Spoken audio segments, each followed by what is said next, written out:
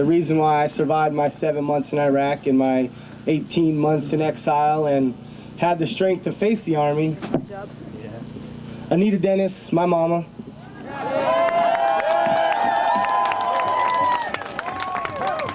Thanks, Darrell. Thanks for everyone being here.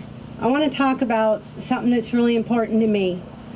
Right now in America, this is a time of great crisis, but it's also a time equally of great opportunity.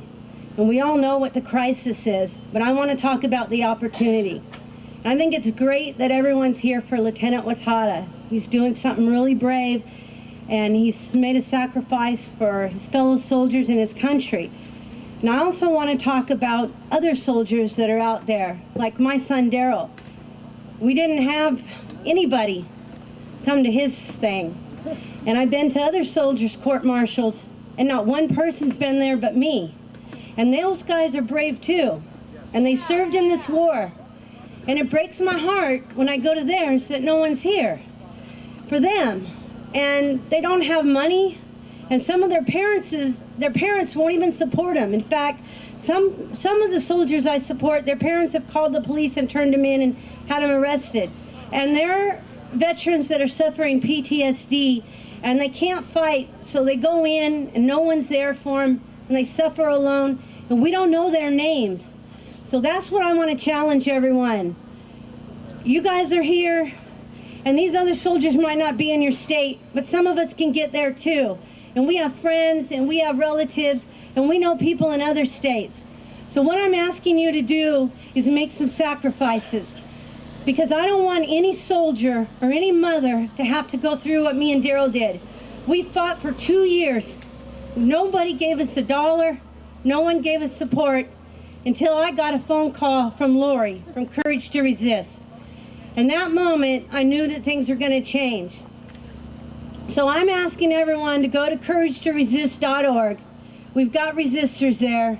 We've got resistors that are standing alone and no one knows their name. So I challenge you to go to that site and do whatever you can. We've got buttons where you can make donations. They're for my son.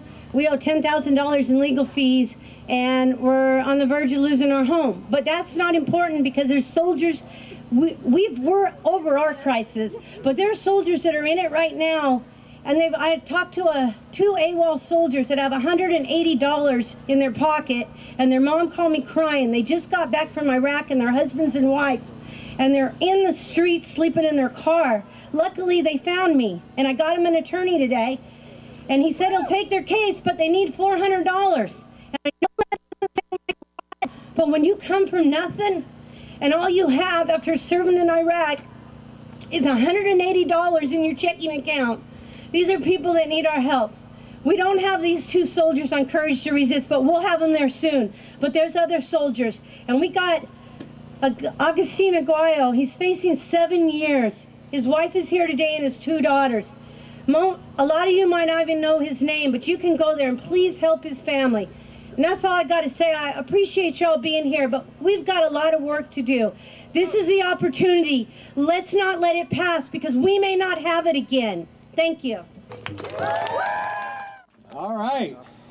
Our next speaker, who I love dearly, she's like my second mama. Her name is Sarah Rich, mother of Specialist Suzanne Swift, who was court-martialed after speaking out when she was sexually assaulted by commanding officers. Give a round of applause for Sarah Rich.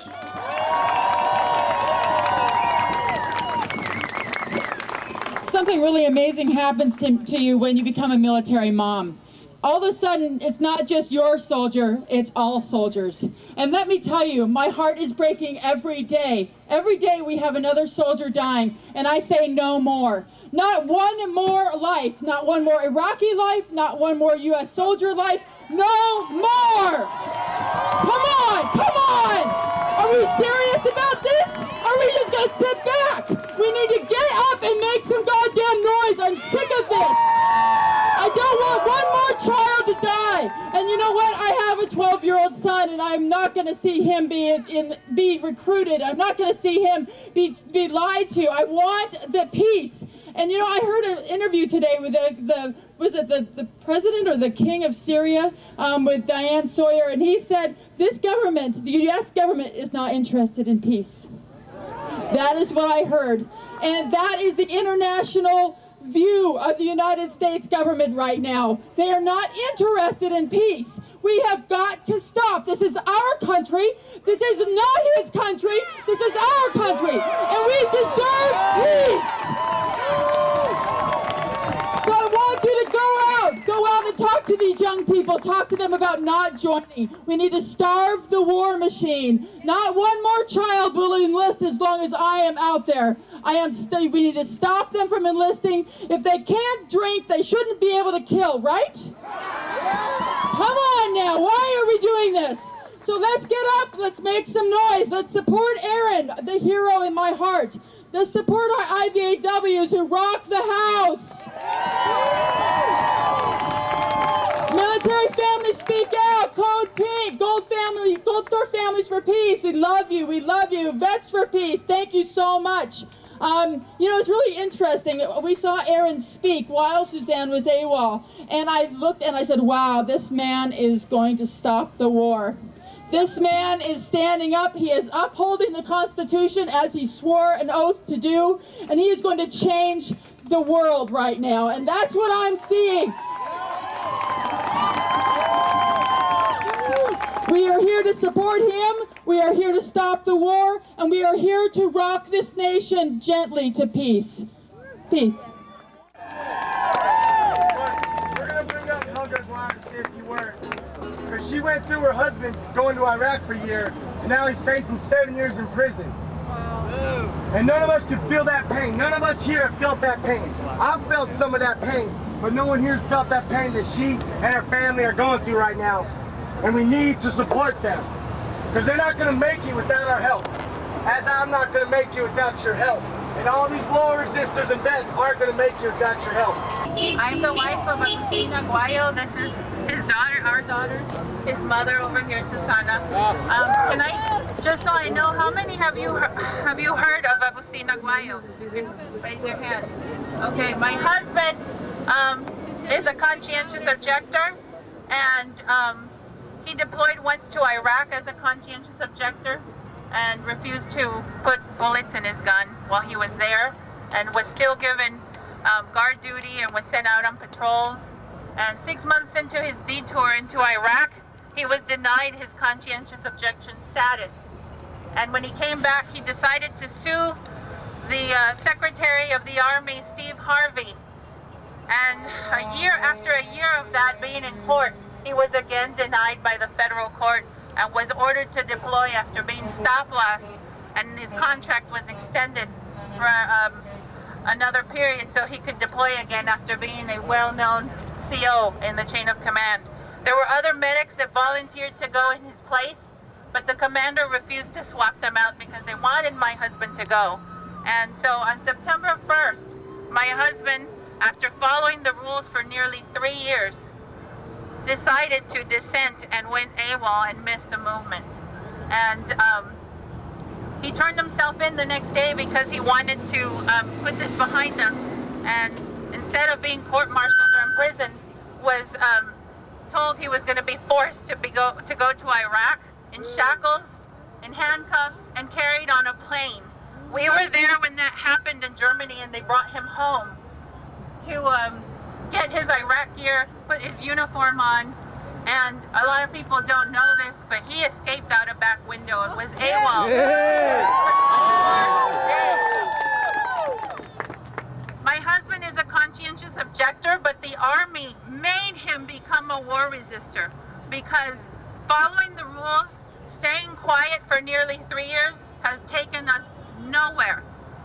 How does the Army justify punishing someone for 7 years after following the rules, after going to Iraq? I just don't understand that.